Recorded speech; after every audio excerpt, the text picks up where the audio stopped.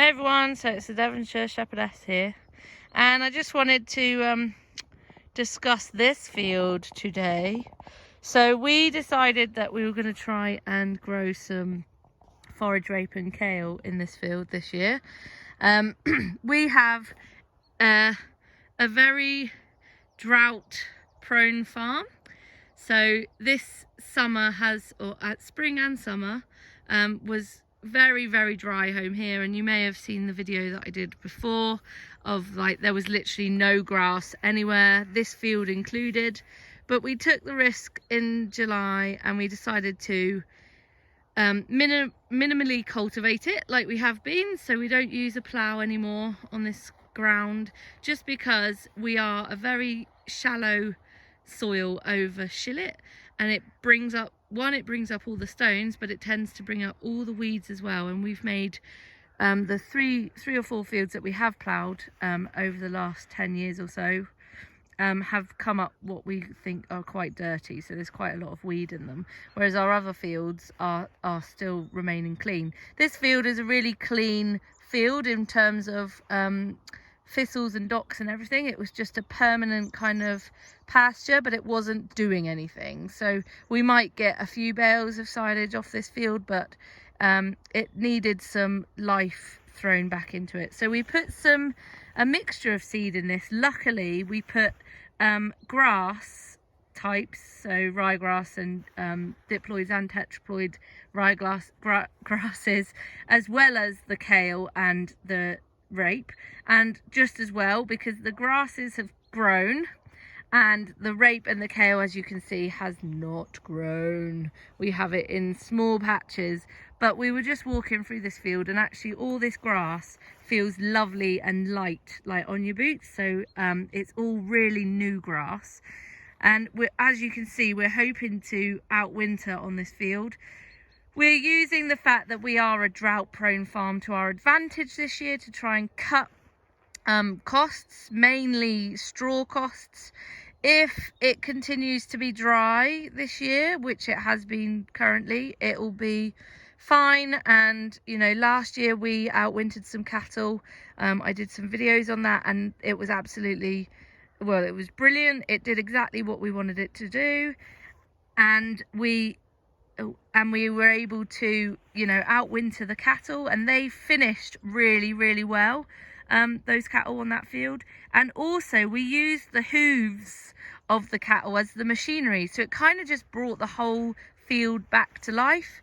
So we're hoping that's what's going to happen here, that the hooves, pee, poo and chew of the cattle this winter will bring this field back to life, because I believe that's what's happened with the overuse, or you know, constant use of artificial fertilizer on this ground. We have killed our soil and all the kind of micro bacteria and fungi and everything in it.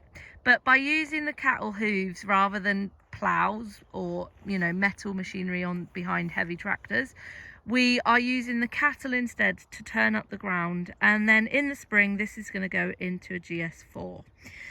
So that is exciting. It will be exciting to see what happens. I always think it's a good thing to post when we've had blunders. So we were just out in another field that we've put a GS4 into, and we've actually got quite a lot of chickweed in it.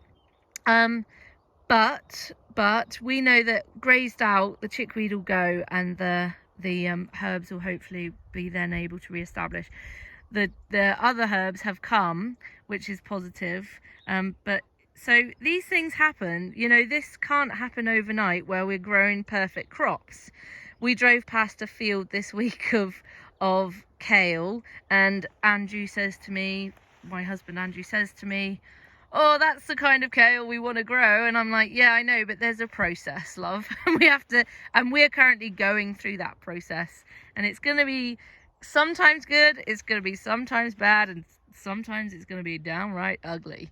But it's okay. That's just how it is, and we can't be perfect, particularly when it comes to nature. We don't know what the weather's going to do from one day to the next, and we just have to trust that if we are having a mindset of restoring balance and restorative kind of work that over the time that we're here, so probably for the remainder of our lives, and into Hayley's life, we will start to see life come back into this place. We already are, you know, we are already seeing some life, but I mean like abundant life. So like we'll plant kale and it will be up to our thighs, you know, for the cattle to outwinter, and that's kind of like the dream. But it isn't just an overnight process. So if any farmers are watching this, take